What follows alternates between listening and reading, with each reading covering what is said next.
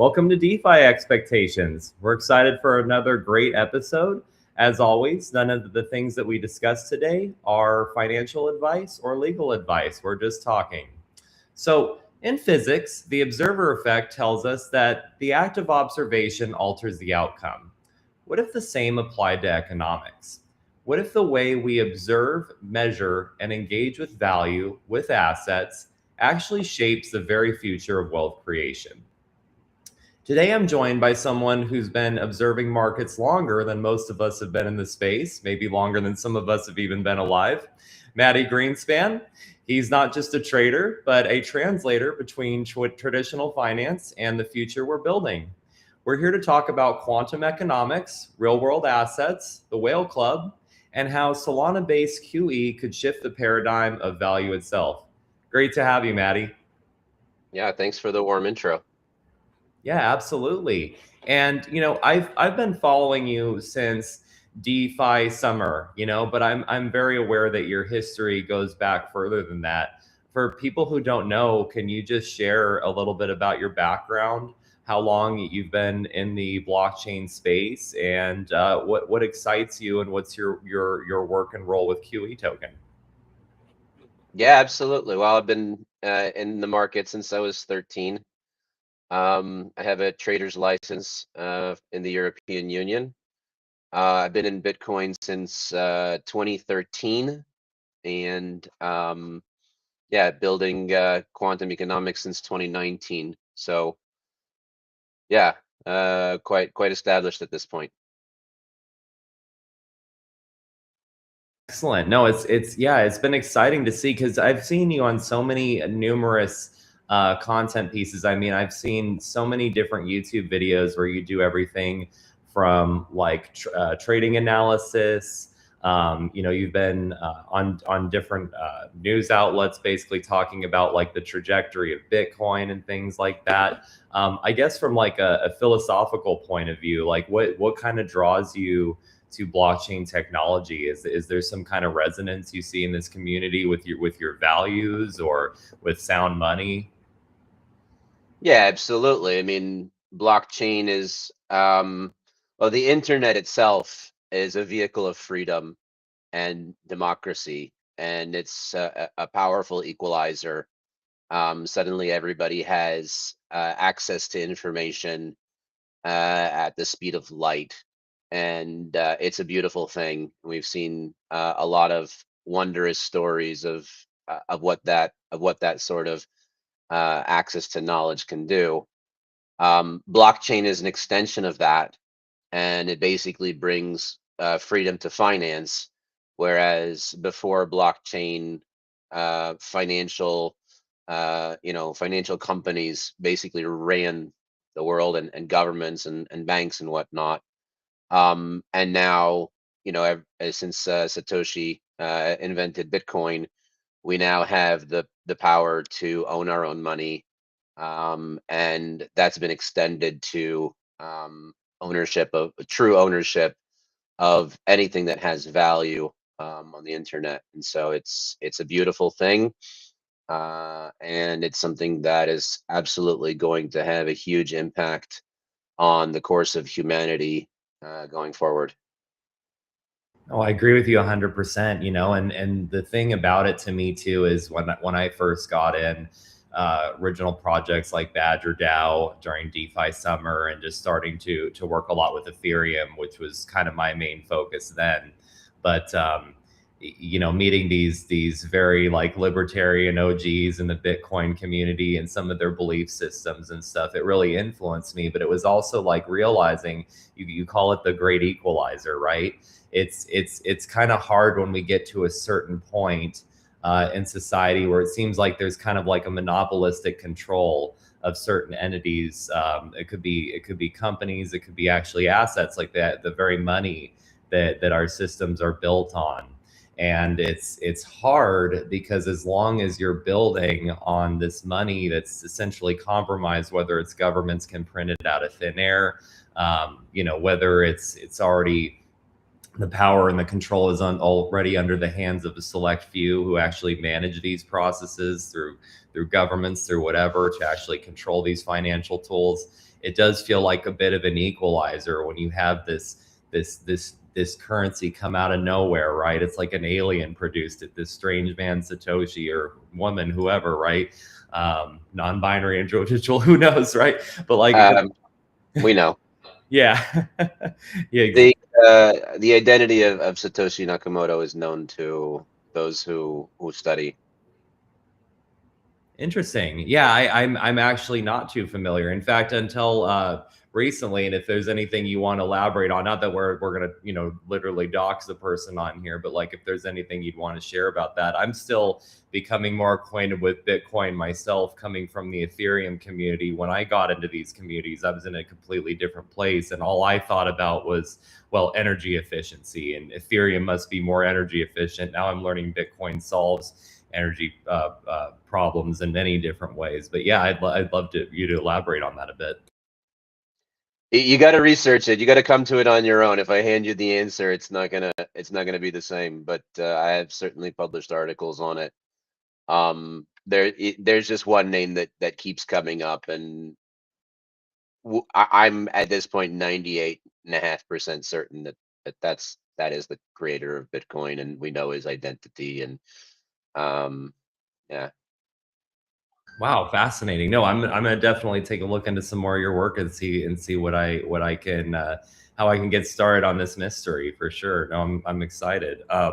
So bringing it back to, it's basically talking about like democratizing access to financial tools, right? And when we saw this advent of DAOs, that was one of the things that I really loved, because some people have become so dismissive, and cynical about democracy, right, and how much it really works. My uncle used to tell me that democracy is three wolves and a sheep deciding what's for dinner. It's one of his. And Right. but then Right.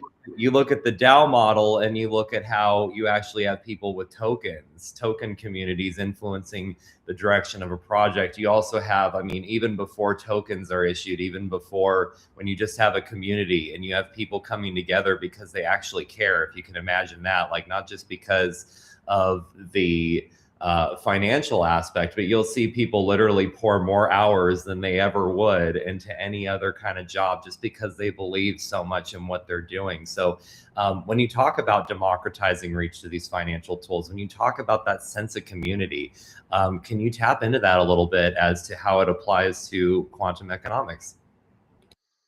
Yeah, I mean, quantum economics is at its core a community of builders of the future of finance. So, um, developers, CEOs and board members, content creators, investors, and many other categories that, but very talented people coming together and building out a lot of different products and companies under the umbrella. um, no, it's been an amazing journey. I mean, we've been going since 2019, so yeah, it's nearly 5.5 years. And just lately, we've seen a mushroom cloud of activity, especially due to like vibe coding, and now anybody can build anything. But obviously, there's two caveats to that. Not that anybody should just build anything. You have to do it the right way. You have to make sure that there's proper security going into it, and there's regulatory considerations. You don't want to get in trouble with the wrong people. You want to make sure that everything you're doing is correct. And those are not necessarily things. Neither of those are things that AI can essentially help with, and you need people to lean on. And number two is that not every project should launch its own coin. Not every industry should. We saw Dentacoin, right, coming out in the ICO boom. Like, no, dentists don't need their own currency. It's has always been a ridiculous thought. And so the idea with QE is that everybody can have a token that they can immediately integrate into any project. It was a fair launch token, so nobody is controlling the supply. Quantum economics ourselves maintain less than 10% at this point. for operations, which is an vesting contract.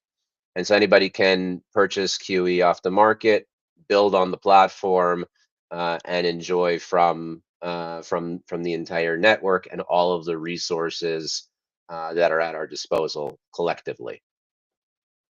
Fascinating, and I agree with what you're saying. That expression, with great power comes great responsibility, right? And I've seen, especially like coming out of DeFi summer, lots of projects that it's almost like they were trying to solve a problem that didn't really exist, and taking sometimes millions of dollars of investors' money to ultimately sometimes not even launch a product, or to have this token that's meaningless and doesn't create real value. And it seems it's obviously very different. I mean, obviously I'm a holder of QE as well, but what I've seen about this community is not just the intellect of the people who are involved. Like, obviously there's yourself, but like we have in the Whale Club and beyond, just so many people who are constantly participating and doing what they can to help, to support the future of the project, to get into things like real world assets, which we're going to be talking about as well, and creating really interesting investment opportunities to where you're not just holding some kind of token that has no meaning. Like, there's actual value behind it. There's actually a community. They always talk about, like, it's about the community, but like it kind of becomes this thing that people can become dismissive of it because it's like it's overused. It's like saying, oh, our project uses NFTs, or our project just has a token. People become dismissive at a certain point. But you actually like take a look at what's here. You take a look at the website where you can actually like scan across the globe and see all the people all around the world, different beliefs, different backgrounds, but who are united by blockchain, who are united by the economic and financial and community incentives that are definitely inherent to this project. It's super cool. So when it comes to quantum economics, clearly it's not just a name to you or to this community, but does the concept of quantum here relate to probabilistic thinking, to uncertainty, to building in superposition? Like, tell me a little bit what that means. Let me go ahead and see if I can add your screen here. There we go. Yeah, so this is our website you mentioned, with all the people on it and various projects circulating the globe. We've just added an entire content hub, which is down over here behind our faces. But basically, you can see we have several media partners, including Bitcoin Live, Beyond the Block, and Deorganized Media. And so we're putting out a lot of content, a lot of articles. We have a lot of reporters. Reporters often come into our Telegram group and say, hey, who can comment on this? And whoever provides good commentary can get their name in the news. Yeah, easy to join the network. You just click the button, add your name and your email, and location on the globe. You can't be on the globe without pinning a location. We'd physically have nowhere to put you. And then so once you fill out the profile, you'll get a welcome email that has a link to the private Telegram group where anybody can join. I mean, to answer your question, I mean, quantum economics is a name that I came up with, I want to say around 2013, when Tumblr was popular, when Yahoo bought Tumblr, if you remember that era. I And do, yeah. we were all on that for a little bit. And I said, actually, I was at eToro at the time. I've been at eToro for 7.5 years. I was the senior market analyst there. And we had a lot of guests come in, and one of the guests came in, talked to us about quantum physics. I mean, I'd never really heard. I mean, obviously you heard the word quantum, but never like thought about it in any sort of practical application sense. And he taught us about quantum computers. I mean, think about this. Is like 13 years ago. Nobody was talking about that sort of stuff. And he said one thing that just blew my mind. He said, well, in quantum, like when you bounce a basketball against the wall, there's an actual probability that it's going to go through the wall, right? Like, what? How could a basketball go through a wall? And then he said something along the lines of like, quantum can really apply to any field or anything. And I said, even economics? He says, yeah, of course, even economics. Obviously, I've been an economist for as long as I can, as long as I know myself. And so I just said, yeah, that just seems like a great name, for a blog, and people really liked it, and it kind of stuck. And when I left eToro in 2019, I incorporated it as a company.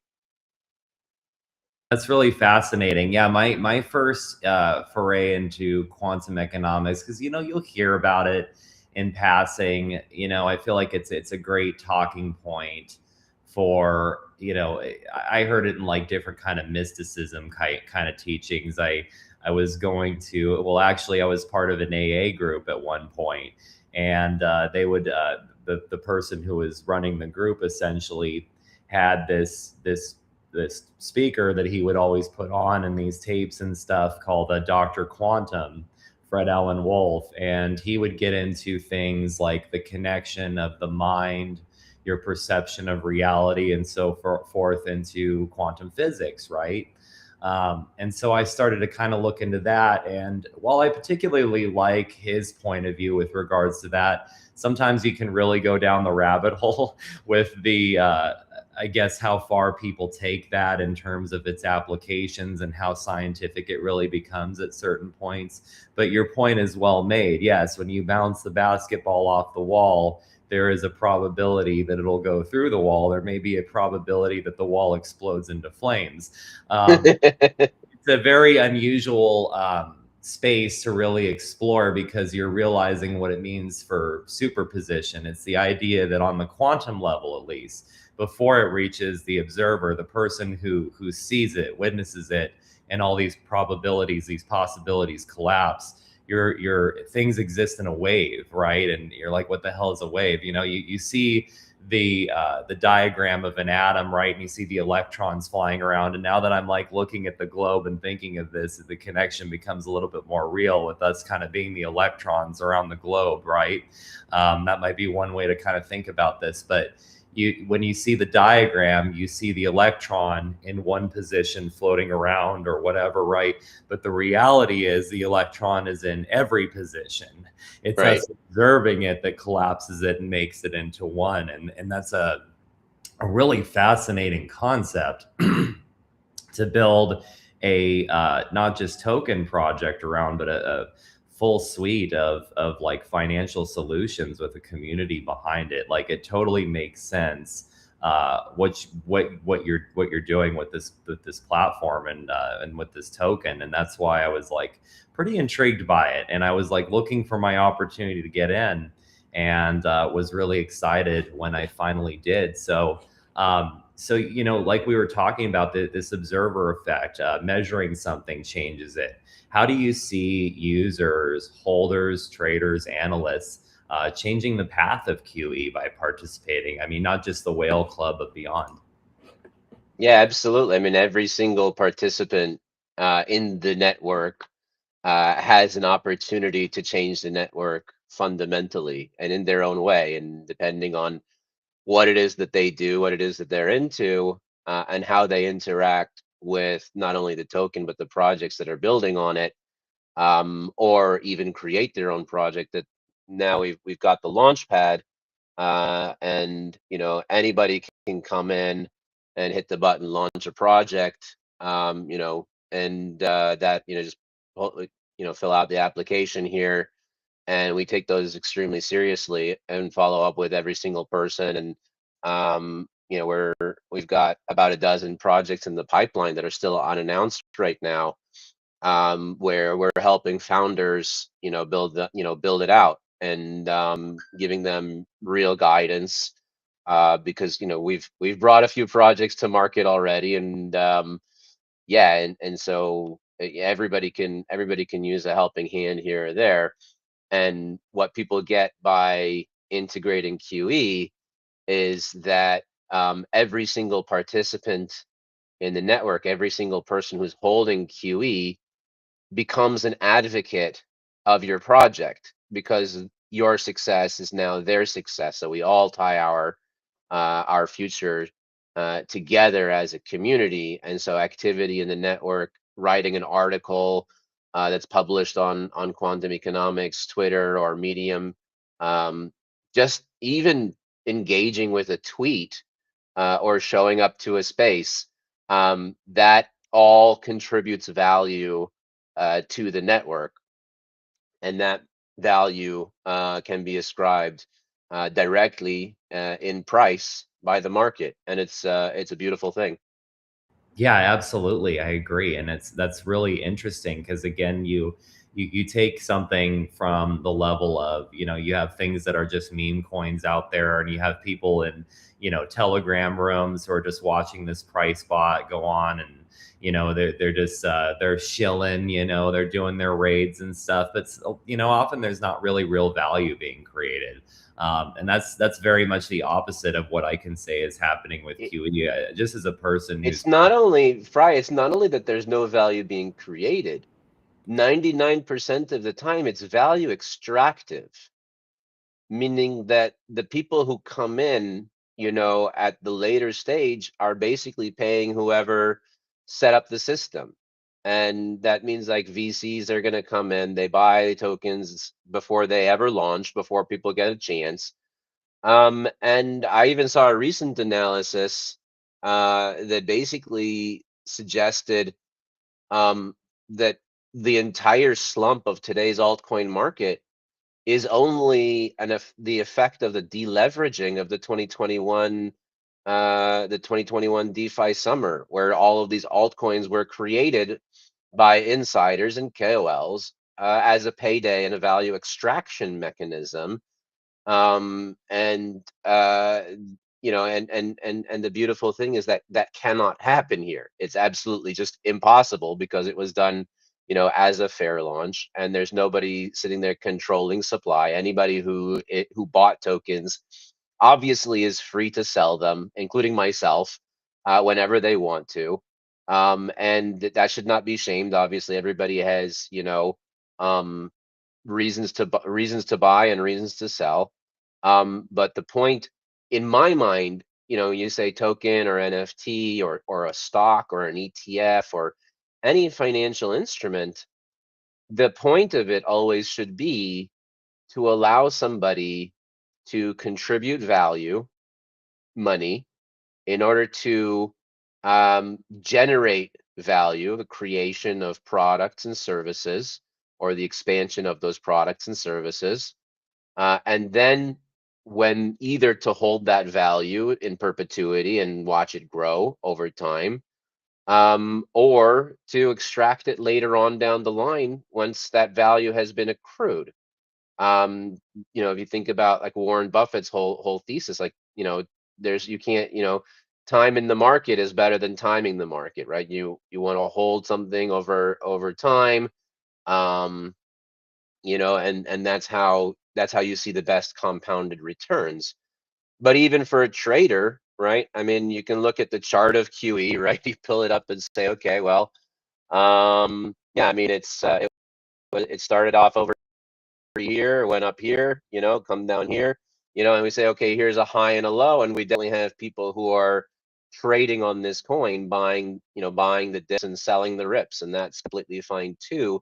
And that also adds value to the network, which is why, in the beginning, there were people who came in and started shaming people. Look, that wallet sell. Who does that wallet belong to? Come on, guys. The price is 700K. That's fine. He's allowed. Let the guy take some profits off the table. That adds value to the network, and he will of course buy back in later when it's lower, and that's fine as well. So there's no um there's there every about it is good, because there's like the point, the like at the underlying fundamentals are that there's no VC, that there is no KOL that's coming in to take the value out, or coming in as an insider. And that's why when the yappers started happening and they started like contributing a lot of value to quantum economics and writing reports and essays on quantum economics and what it is that we're building, it really excited me that, people from developing economies who are underprivileged for the most part compared to most of the other great nations, um, are essentially getting a chance to come in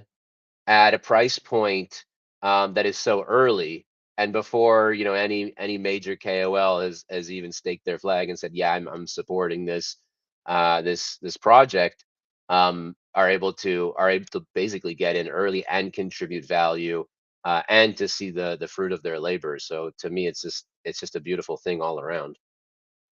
Yeah, I love so much of what you said. I mean, and it's something that I can say as somebody and I hate using the term, right? Because to me, it's definitely not a meme coin. Like we have like a real project here that is doing real things and creating real value.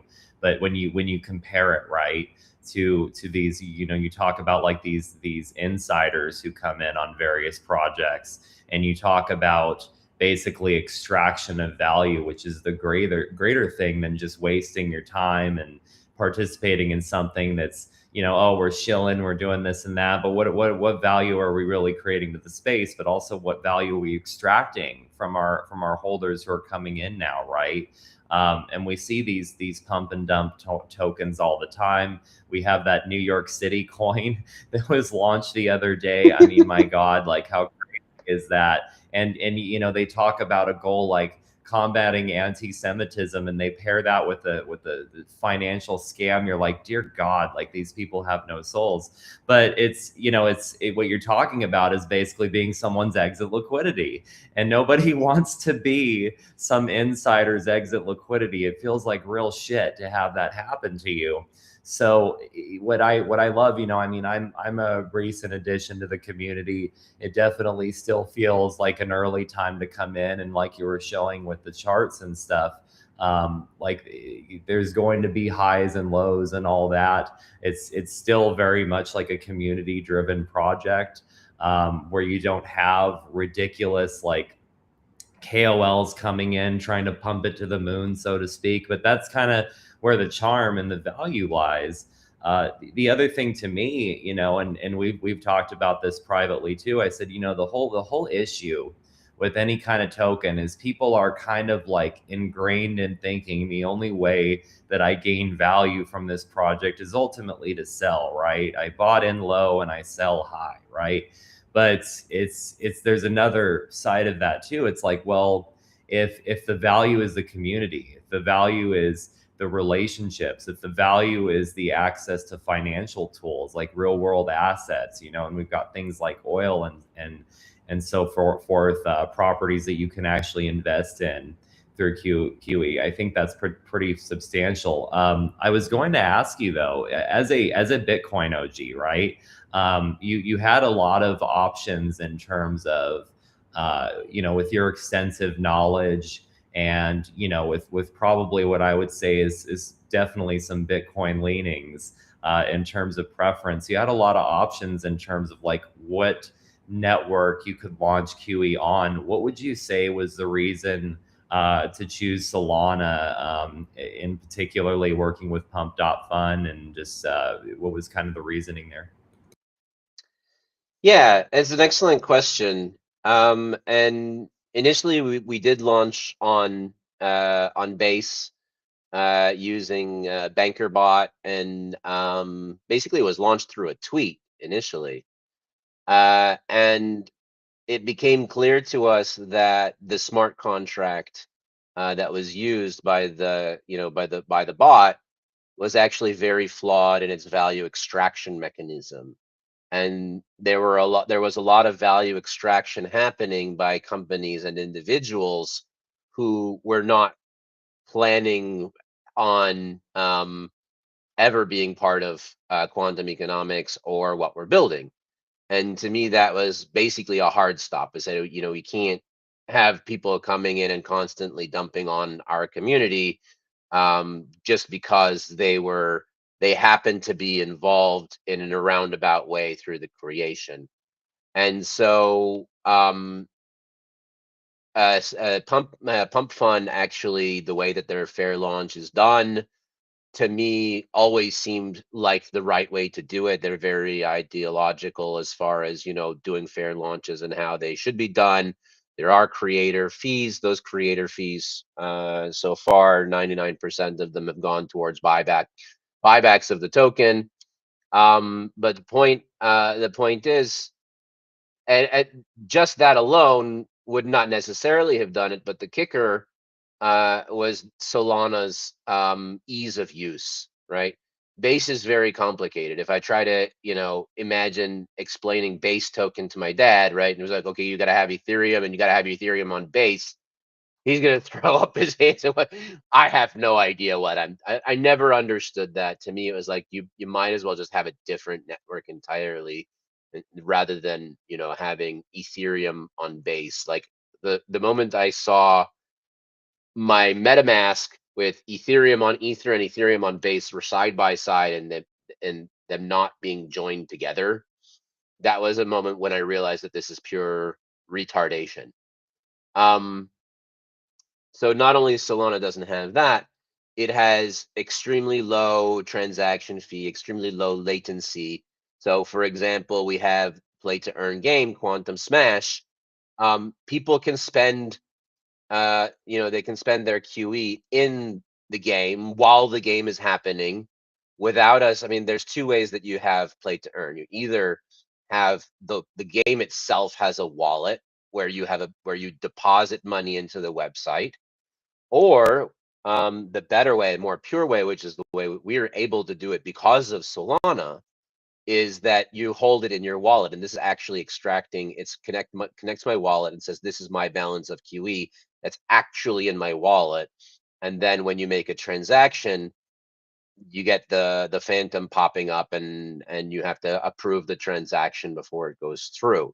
And this is a much greater way because it's completely self-custodial. And there's no if there's a bug or whatever error in the website or transaction, I mean, your balance is safe, and you don't have to rely on anybody else. And it also allows us to have the prize pool, in its own wallet, and that prize pool is basically goes to the winner, on the weekly basis when that happens. So this is not something that we would be able to do, I don't think, on any other blockchain. I think Solana really enables that in a big way, by being and I was a skeptic on Solana for a long time. Right, let me tell you, like from the beginning, I was skeptical on Solana, especially when the total supply was being controlled by like 6 or 7 VCs, and that didn't make any sense to me. But then what I saw very clearly in this latest round of meme coinery, um, was that the network held up, and the network held up with volumes that far surpassed anything we ever saw in DeFi summer. And in DeFi summer, you'll remember transaction fees on Ethereum went to $300-400 per transaction. And you're like, I'm only trying to send $15 over here. Like, no, That was a bad time, man. yeah. And Solana never did that, and it had volumes that were way bigger, and it's still transactions go through, and you like, I laugh when I see like Phantom going, the network is congested right now and your transaction might take longer than expected, and it goes through in 20 seconds. It's hilarious to me, because the transaction fees remain, and at the end of the day, like, that's what really matters. It's not, is this fully decentralized or not, but it's sufficiently decentralized to the point where we can build on it without having to worry about, what the insiders might do, or how centralized decisions might affect the network. And so that box is ticked in my mind. The rest just becomes, how fast is it, and what are the transaction fees? I really love everything that you said there, because you touched on a lot of like my inherent questions, right? So, when I was initially looking at Solana like a few years ago, before I even you know, I'm obviously a QE holder now, but I actually started paying attention to Solana again to hold QE. That's actually why I got my Phantom wallet back on my phone and started paying attention to things again, right? But I remember that time when I was really focused on Ethereum, the whole decision between Solana and Ethereum kind of came down to, well, decentralization, man. Like I'm thinking of like the meme with like the aliens guy, you know what I mean? Like, but basically like that was my go-to thing. Well, I like the decentralization of Ethereum, but I also didn't really like it during DeFi summer when I'm trying to explain to my friend who's trying to get into the space. You know, we were actually on a show earlier this past week, and it was Cheers Finance coverage, Christopher Robin, and I'm trying to get him into the space, and I'm telling him all about Ethereum, and he's like, but bro, like the gas fees I've been hearing about are ridiculous. I'm like, just trust me, man. Like, I mean, I hate saying just trust me, just get in, like it'll be so great. But like this is a 5% yield smart contract, and I'm gonna pay $300 to exit it. How does this possibly make any sense? He did eventually get in and it worked out, right? But I mean, Yeah. Ethereum had to solve a lot of problems themselves. And you talk about scalability, right? Like we've seen Solana do some crazy volume and not get anywhere near the gas fees that we've Yeah. seen for Ethereum. And I think that's remarkable that they've been able to do that. And we don't have that same issue of, oh, I got to pay $300 to swap something or to send something to my buddy. It's a little bit counterintuitive.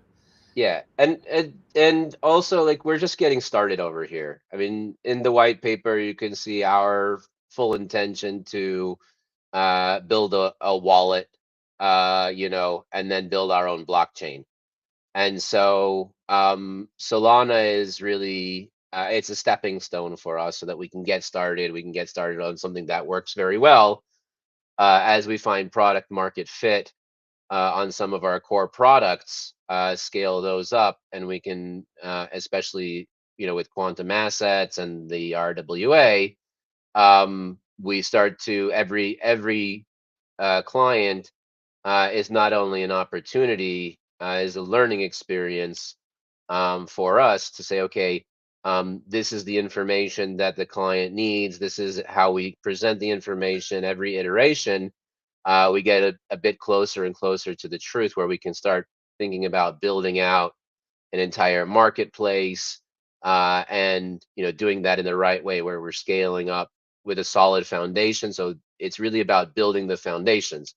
And you know with Solana, I mean you don't like it's like having a very solid you know steel as your foundation. Like later on you say, okay, well we can think about how to restructure that, but for now it's like we don't have to worry about that aspect of it and say, okay, well what if it, you know, what if the network goes down, or um what if volume on the network spikes? It's not an issue. We can focus on what really matters, which is building out our core products. I love it. No, that's perfect, and that makes total sense. And I think that's a good opportunity for us to shift to the real world assets part of what QE is. So real world assets, especially energy like gas and oil, are core to your current roadmap, at least as I've seen with the project. Could you walk us through the logic of anchoring QE's growth to these kinds of tangible properties? Maybe any other assets you're looking to add into the future? Yeah, absolutely. To me, real world assets are the bridge between pie in the sky DeFi that, you know, we're essentially moving gold bars from one corner of the room to the other, right?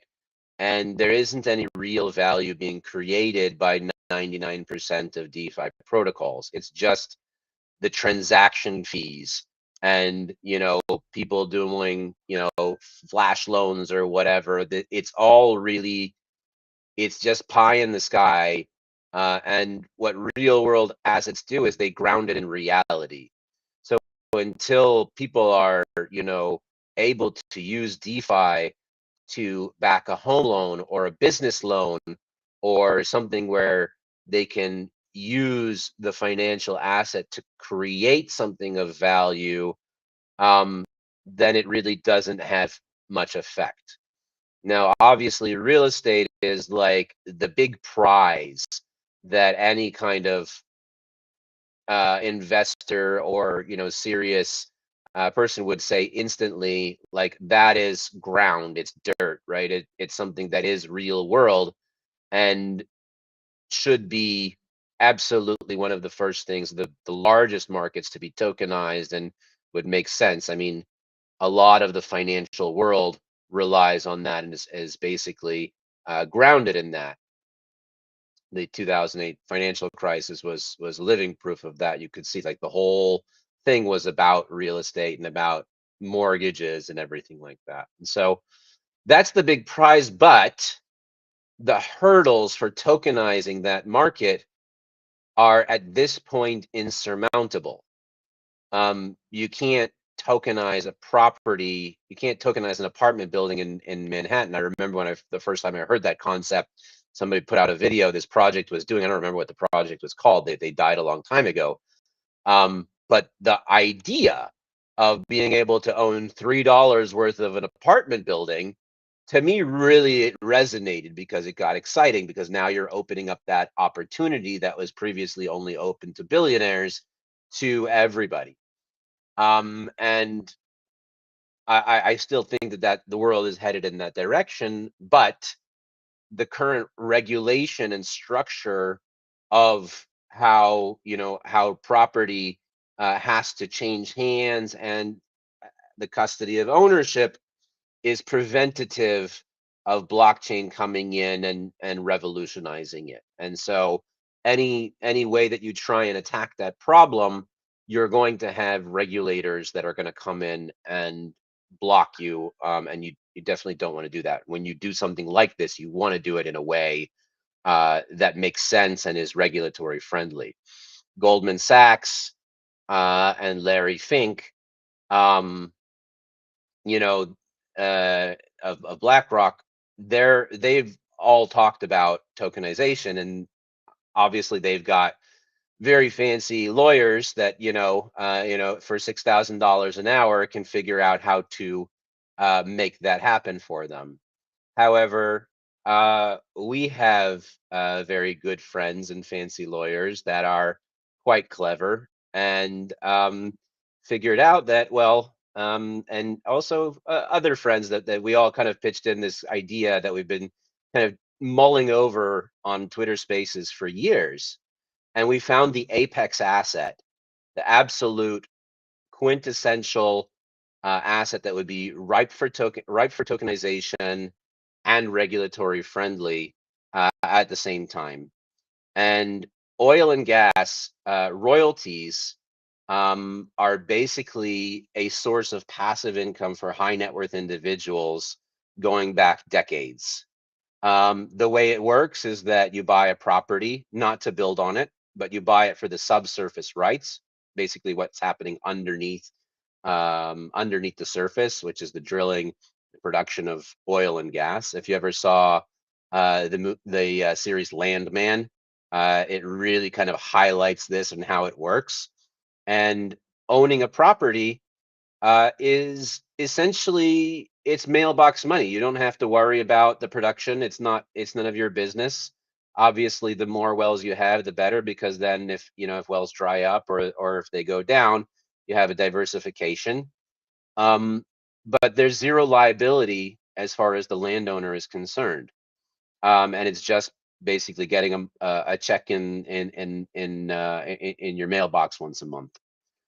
And this also happens to work out very well because when people come into quantum assets and they purchase the rights of the royalties from us, they're not making an investment into quantum assets. They're not making an investment into quantum economics. They're not making an investment into our properties even. They're not pooling their investment with anybody else. And what they're actually purchasing is a claim on the royalties that are generated from the properties that we own. And so they're able to participate in this market just like anybody who would go out and purchase an actual parcel of land for this purpose. The only difference is they're benefiting from our experience because we know which parcels of land are good and which ones you want to avoid and which ones are likely to increase production over time, which will most likely increase the value of your asset. And we know how to deal with all of the paperwork that's that's associated with this, filings and everything like that, and then um, essentially fractionalizing it so that everybody can be involved, and you don't have that barrier to entry where it's thousands of dollars to purchase a few acres. And so for the user, it's very simple. You just come in, you buy an NFT, and then you get monthly airdrops for as long as that field is producing, which could be hundreds of years. And so this is absolutely a source of generational wealth, with the added advantage that you don't have in the real world of being able to sell it whenever you want to anybody, anywhere, anytime.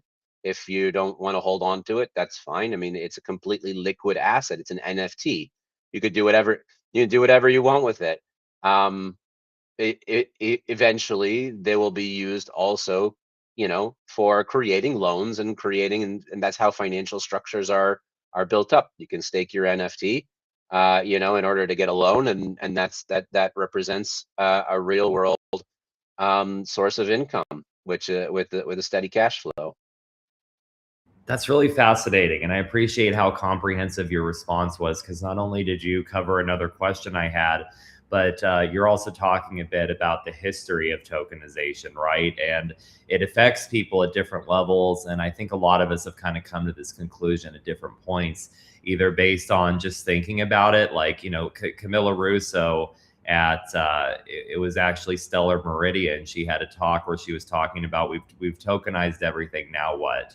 And they were talking about this real world asset revolution that was also coming to Stellar, with them adopting the ERC standard, Ethereum's standard for real world assets compliance and tokenization and all this at scale. But essentially, they had this part where they were talking about the idea of like a home loan, right? Like you have a token that represents your property, and maybe you have some equity in that property and you're able to borrow against it. And this became very real to me. I mean, I'd heard about and thought about these concepts before, but when it actually impacts you and you think about how it could actually like help you, and it doesn't exist yet, it's a bit challenging. I was in the situation where, at least at the time, I had supremely good credit, and I was trying to decide, do I really want to sell my house? I'm going through all this chaos in my life right now. Do I want to sell my house and get the hell out of here, which is what I ended up doing?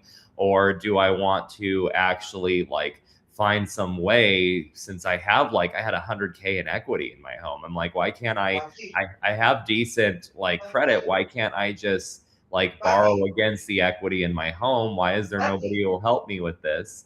And I'll be able to actually take care of the things that I need to. But in spite of my credit, I was not able to actually get a home loan through traditional means.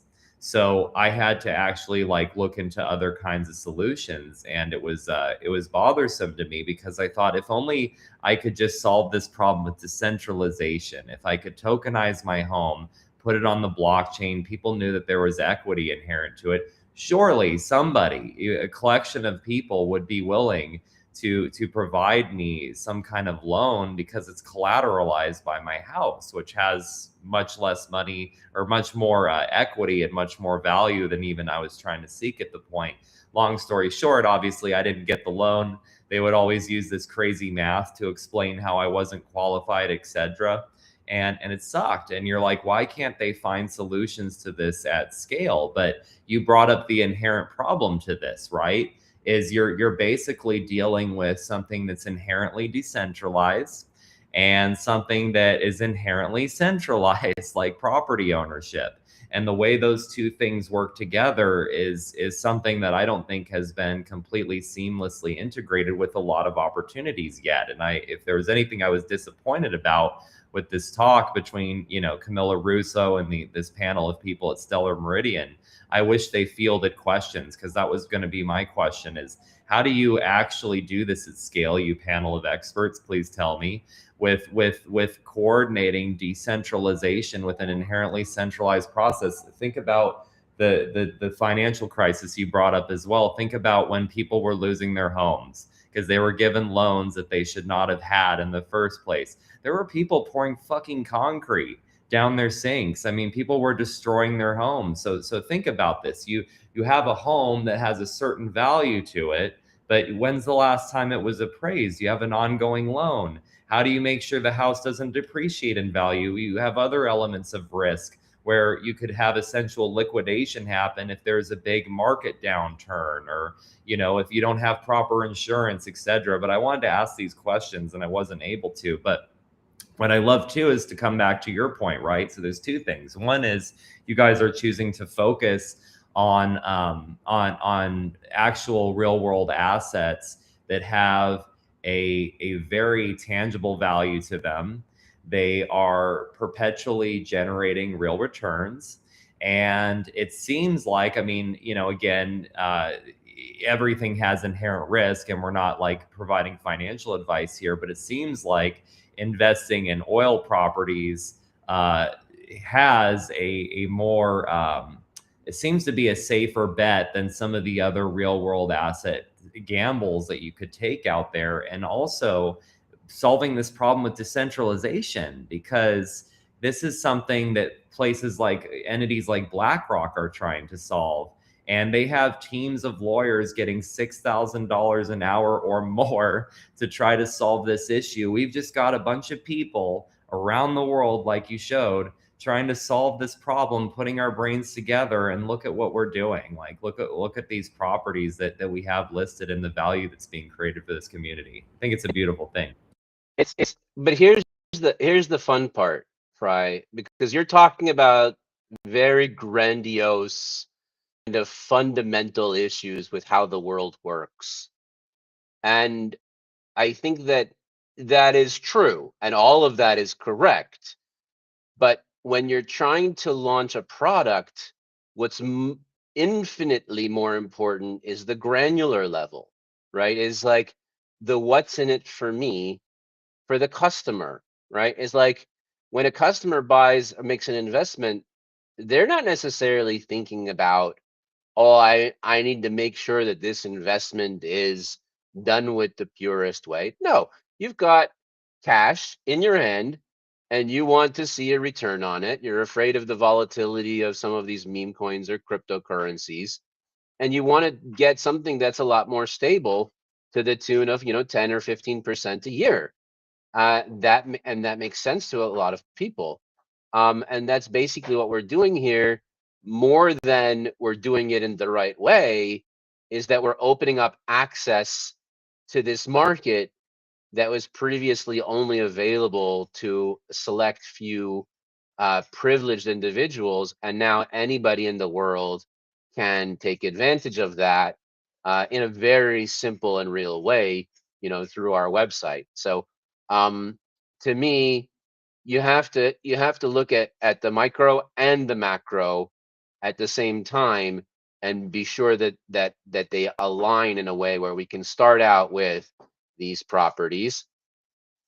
Currently, we're actively researching other sort of investments that we can put through this to create the marketplace that we want to put together, which could include precious metals, agriculture, music royalty rights, or essentially anything that counts as passive income, where any holder at home, I mean, they're just holding an NFT. They don't need to think about like what's happening in the oil and gas industry, or what's happening in the music industry.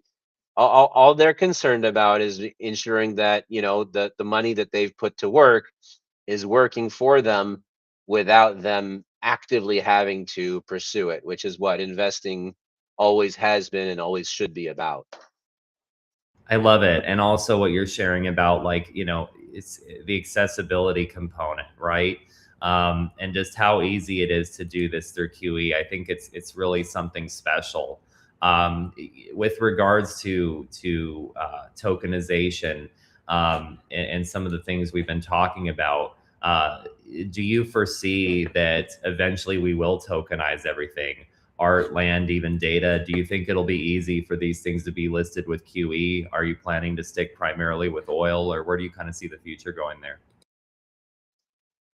Yeah, I mean, I've been quoted in CNBC as early as 2015 as saying that everything that can be traded online, or everything that has a value, can be traded on the blockchain and will be. Um, my mentor Yoni Asia, the CEO of eToro, was in that since 2011. That's why he even got into Bitcoin, was he wanted to tokenize eToro, and there have been several attempts made there. Um, but essentially, yes. I mean, I'm not trying to solve all of the world's problems at once, and nobody on our team is. I mean, everybody's got, their things that they focus on, and we put that together in a very creative way to deliver this product as the minimum viable product. But yeah, obviously, we want to expand that as far as we can, as the regulation catches up, right? Because regulation, like I said, at this point is preventative from doing, those big real estate deals, but eventually it will absolutely catch up, because the forces of nature will cause it to do so, and so we'll continue to remain on top of that. But for now, um, this is absolutely excellent, not only for, the ideologue or whatever, but actually for people who are looking to put their money to work in a real, in a very real way. um can get involved very simply through quantum assets. Excellent. I think we can turn the discussion a bit over then to the Whale Club. We've talked a lot about the role of the community in the future of this project, and we've also talked a lot about accessibility, right? And I think it's really important to remember that when we talk about the Whale Club, because this isn't just some VIP group that they're the only people managing and controlling everything because they're able to be whales. It's obviously, being a part of the Whale Club has its benefits, and there's definitely some influence you can have there. But of course, the entire community is behind this project. But if you can kind of, um, you know, clarify a bit to the audience watching what you envision for the Whale Club, and beyond just what you envision, how the participants in the Whale Club actually shape its future and the future of QE. Absolutely. And every holder of QE is shaping the network. I want to be very clear about that, whether they're holding $5 worth of the token or $50,000. However, those who are holding the $50,000 are certainly going to have more privilege and more influence over the network. And particularly because it was a fair launch and nobody has received their tokens through entitlement. Every single person, including myself and including all of the members of our team, have purchased the tokens off of the market. So, and therefore, the ones who are coming in with a larger amount of capital, or who have been for longer, to the point where the price appreciated for them to be in that position, um, should and do enjoy a place of privilege within the network. And so, the way that happens is you can come and see QE.finance/whale club, or once you're logged in, you'll see the little whale button. You connect your wallet. Once your wallet is connected, it'll verify that you're holding 1 million QE in the wallet. 1 million QE at today's prices is around $450, or when the price is up to 800, so it's $800. Once we pass a million, I mean, it'll be $1,000 to join the whale club. Um, but basically, you're not paying us money to be in it. It's just that you're verifying that you're holding that. And then on a weekly basis, we have a system that verifies everybody's holdings. Um, and if you dip below the million, then we have the whale club bouncer in the Telegram group who's going to come kick you out. So in addition to the Telegram group, um, there's also a little sign over here on the globe. You'll see the little fluke. Basically, anybody who's a whale member should have that little fluke on their card. And then when you click on the card, first of all, it shows all of the content that you've created. And then, yeah, it's got the whale tag there. For anybody who doesn't want to be publicly identified as a whale, that was concern in the beginning. I remember that. Yeah, and so we built out a little toggle button over here so that if you toggle that off, nobody can publicly see that you are a QE whale. Obviously, at today's prices, it's not a big deal. Okay, so what? I'm holding $500 worth of a token, but as we grow into the future, where a whale club membership could be $10,000 or more, people want to be sure that they have at least the option to maintain privacy. For some people, that's important. For some people, not as much. I love it. No, I love the option to toggle it on and off, because I like to boast. I definitely would want mine on. And I don't think mine is, I haven't connected my wallet to this yet, right? So I think if mine over in Georgia, if you zoom in There on you me, I are. don't know. Do I have the whale on there? I don't think I No, have it no. yet. I got to. Yeah, just go to the click the whale button, connect your wallet, and that should put your. If it doesn't, let me know. I'll speak with the devs and make sure that we get you it out. I'm sure it will. I've been lazy and haven't checked into that since you added that feature. I want to also take a minute to compliment the website. It is so fucking cool. Like, I just love it. Like, it's not boring at all. I love the interactivity of it. I love the whale and the splashing and all of it, and the game. Like, it's so cool the way that this has been set up. Really amazing design. I appreciate that. I'll take the compliment, but not all of the credit. The design itself is Sinisa Spasojevic. He's a very talented. Here he was just over there in Serbia. He also visits China very often because his son is over there. And that was his design, his kind of concept of like, okay, we're a community, and let's kind of show everybody's place on the globe.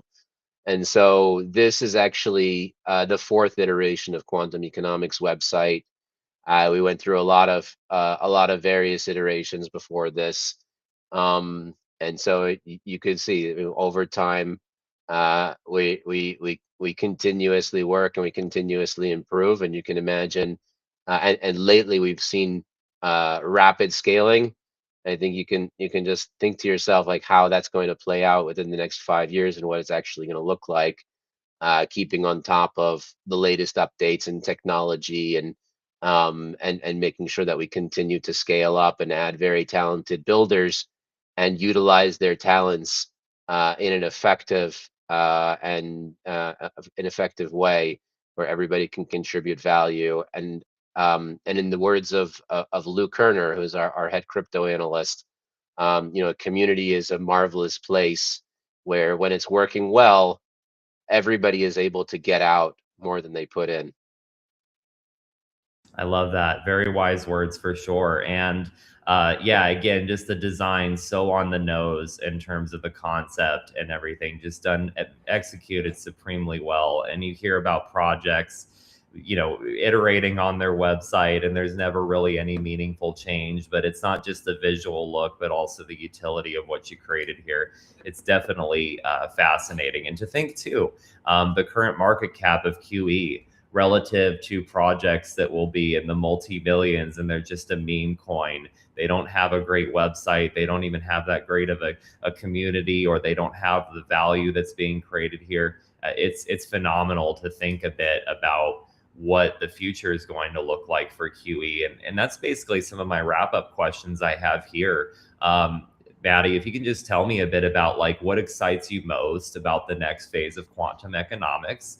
Would you say it's the technology, the holders, or something else entirely?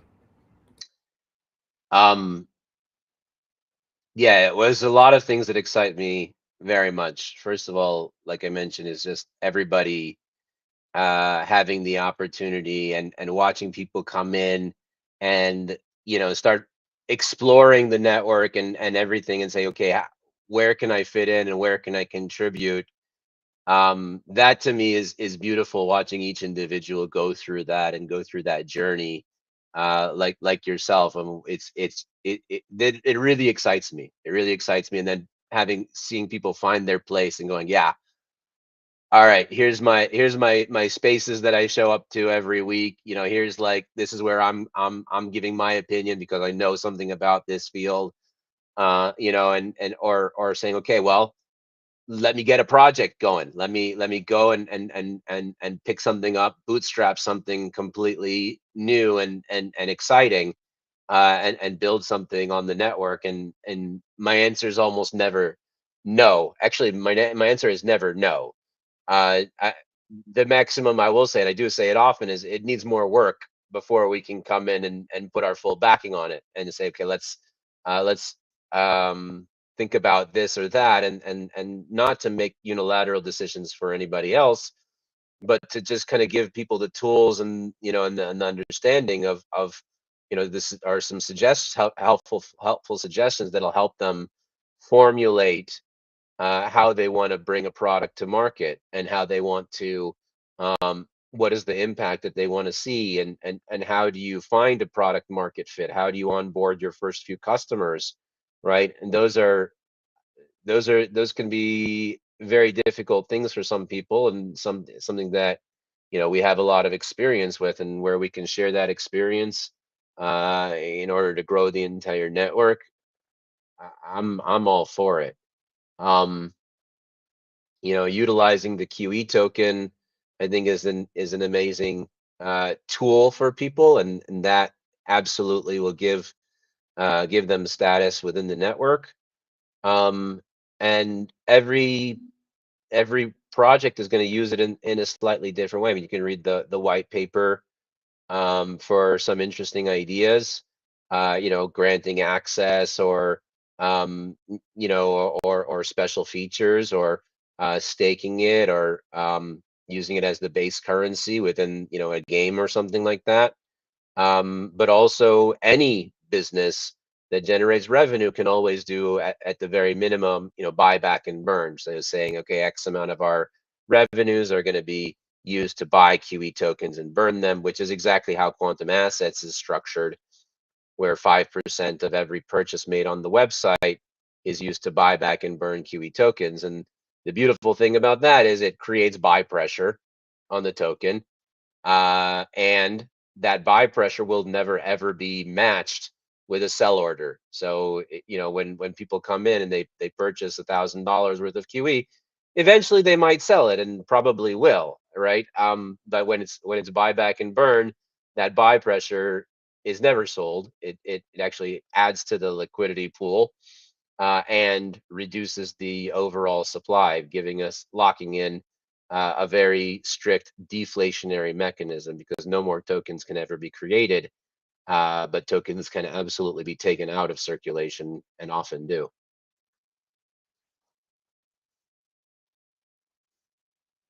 Yeah, thank you for explaining that part as well, because that was something I actually forgot to get to. But to summarize a couple ideas you presented here, one, it sounds like you're very receptive to ideas in this community. My father, and this expression's pretty well known, but there are no stupid questions, right? Well, in the space, I would say, with some exceptions, right? But there's not really any stupid ideas, but there's definitely unfinished ones. And having a community that tends to attract such brilliant people like it has, it doesn't surprise me that you don't hear ideas very often that you're like, dear God, where did you come up with this? But more so, like, maybe it needs some more iteration, it needs some more work.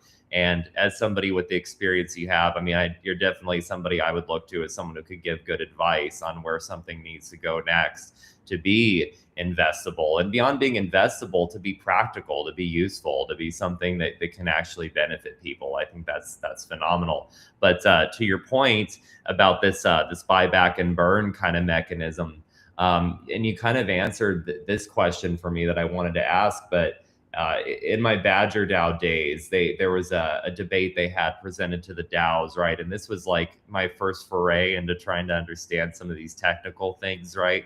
And it's phenomenal to me too, like how with Ethereum and different DAO related projects, you have democracy, right? Democratization, but you also have such a high intellect of people working on these projects who are also educating the people who will vote on them in such a very unique and powerful way that it doesn't seem often, at least with the right communities, the right projects, that things just go astray with people making totally the wrong decisions. It seems like often they make the right ones. And one of the debates we had was around buyback and burn versus buyback and make, and part of treasury. So the treasury can be used to ongoing support the project. And I had a person with Badger DAO that kind of pushed me in the direction of buyback and make. And I'm not technically probably skilled enough or prepared enough for this particular conversation to debate you on this. I'm just curious, do you have anything else you want to add in terms of why buyback and burn versus we're going to buy this back and use it in the treasury of QE to add to that 10% or to add to the ongoing growth of the project? Just anything else you want to add in regards to that? No, it's an absolutely excellent question. And to me, the the entire point is is the flow of value, right? And so if it's buy back and make, well, that means that you're going to have to use the coins that you've bought either to pay a developer who's going to sell them, essentially, because they'll need to, right? That's why they're doing it, usually. But they might not. They might hold them and then sell them, um, or sell them yourself, and that doesn't necessarily add any value back to the token itself, or to the community, or to the holders. To me, the buyback and burn absolutely does, because when when you create that buy pressure, it's never matched with a sell pressure. You are contributing value back into the network. You're basically saying this money needs to go back. That goes back towards all of the holders. All of the holders benefit. Whereas buyback and make, you might be able to bootstrap it in a way that is going to um, add value back later on down the line, possibly. Um, but in this way, the path is very immediate, and it enforces the deflationary mechanism, whereas buyback and make doesn't have any deflationary dynamics. It just takes from one portion or from one source of income and diverts them back. It's a funnel, possibly at best, but it's certainly not a bucket that's gonna hold water. Awesome. Thank you so much for explaining that. Yeah, I just have a couple more questions. And thank you so Absolutely. much again for your time. So, just over the next 5 years of this project, right? Like, where do you see it going from here? And what do you hope to be able to look back and be able to share about the growth of this project as some evidence of like, look at how far we've come, and let's even think further about what comes into the future. Fry, I sometimes have trouble seeing what's going to happen in 5 months from now. Um, Technology is moving so incredibly fast, and I know that we're talking about QE today, and not necessarily about economics, which is one of the things that I tend to focus on. We talk about that plenty in the spaces, but I think right now we are in one of the worst economies of our lifetime. And I feel it every single day in the conversations that I have with everybody. It sucks. It sucks out there. It's difficult for people to find work. It's difficult for people to find a job, or any kind of consulting work. People that have, been swimming just fine, or even very well throughout their entire careers are now finding it very difficult due to AI, generally due to AI and the economy. So they're both working in tandem here as a double pull. And I think that, well, first of all, as the technology progresses, first we're feeling a hit right now because employers are thinking, okay, well, why do I need all of these people when AI can do it? Do essentially this um, for half the or for much less and much more efficiently. But what you find with technology is that essentially you need somebody, it still needs somebody to operate it, right? It needs a skilled person to come and operate it. And that's what we've seen, like when the factory workers were laid off, and essentially later on people come and they've become the automations experts and whatnot. And so that takes time for the market to start building up a demand and for people to build up the skill. And so the people need to build up the skill and the market needs to create the demand. So that's going to solve itself over time as technology becomes a parabola. Um, and I like to think about it as, um, the you know AI has absolutely 10x at the very minimum my productivity. I'm sure you feel the same. I think everybody watching here has feels the same. I know the yappers felt the same, right? And everybody has basically, we've seen people coming online and joining the conversation that never had the ability to, right? People from countries like Bangladesh or Nigeria who, like, they just couldn't, they just didn't have the ability to come in and join this global conversation that we're happening and now are. And so the effect of everybody, all 8 billion of us, 10xing our productivity has not been felt in global GDP. So that's absolutely going to catch up, and meaning that the value of the output of the world is on a very, very steep incline. And as technology progresses, that's going to accelerate into a world where, like, even within the next 5 years, like we are asking about the next 5 years, we're not able to imagine what the effect might be, particularly with AI, blockchain, quantum computing, and biotech, which nobody's even talking about yet. But biotech is absolutely, I mean, we're working with one project right now in the accelerator that I was like, it excites me even just thinking. I can't sleep at night, like, wow, this is something that we can bring to market. And like, they came to me with so much passion and so much skill. I'm like, let's refine that into one single product that's sellable, and we came up with the perfect one. And I can't wait to announce that, but we will get to it soon. I wish um I could hear it right now, but I'm excited. That sounds cool. but the point is that and the Fed. Oh my gosh! Like, I don't want to go too deep into it, but Jerome Powell has been sucking liquidity out of the market since 2022. We are in a very prolonged liquidity tightening period, and if 2020, 2021 was the effect of money creation and injecting liquidity, we've been seeing the opposite of that ever since then. And in the beginning, there was okay because there was so much liquidity that who cares if some of it's sucked out. And now it's at the point where that sucking out of liquidity has absolutely become stressful for every single human being on the planet. And that, I believe, is going to change very soon as well. Obviously, Donald Trump is not going to continue Jerome Powell's position when it expires in May, and we will have a changing of the guard. Whether that changing of the guard is super productive, or we figures out how to meaningfully turn things around, well, we can hope and pray. And that's my hope and prayer, is that within the next 5 or 6 months, we see somebody at the wheel who can absolutely steer the world and the global economy in the right direction again. And but even if we do get that person, it will take them 5, 6 months, right? Because you can't, it's not as easy as coming in, okay, hey everybody, let's turn on the money printer and everything is fixed, right? That has to be done in a sustainable way. If it does happen like that, I mean, yeah, I'll cash in some chips, but I wouldn't have much hope for 5 or 6 years after that. right? And so hopefully we get somebody who can build that out in a sustainable way that'll take some time to proliferate and take some time to actually um, have the right effect.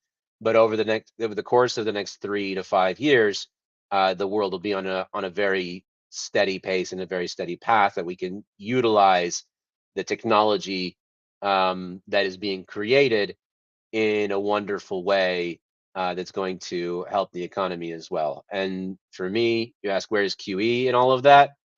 We're at the tip of the spear, right? We're sitting here utilizing all of the latest and greatest in the technology has to offer, and using it to make amazing products that resonate with people, and that can be used by everybody, opening up access to markets that were previously closed, or building products that were previously unfathomable. So to me, that's where we're at. That's where we'll always be.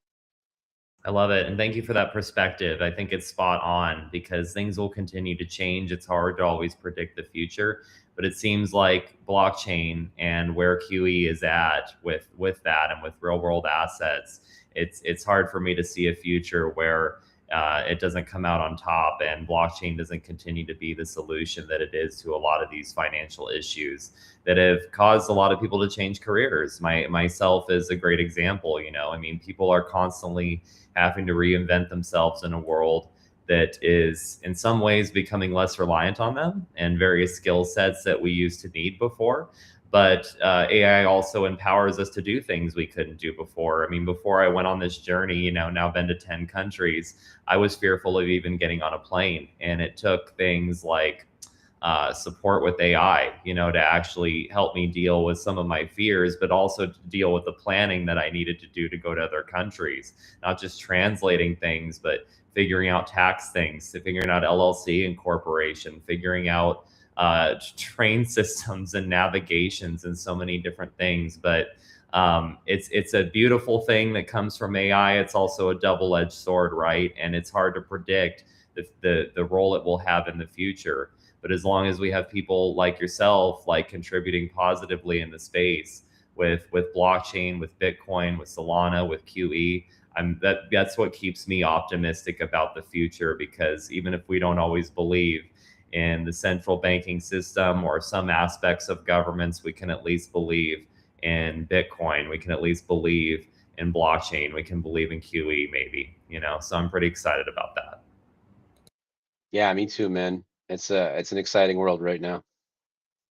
Yeah, thank you so much. I think with that, we'll just go ahead and wrap. So thank you again, Maddie Greenspan, for coming on the show and talking about QE and quantum economics. It was really exciting, and love to have you on again. Absolutely. Pleasure to be here. I'll be happy to come on anytime. Awesome. Thank you. Take care. Bye bye.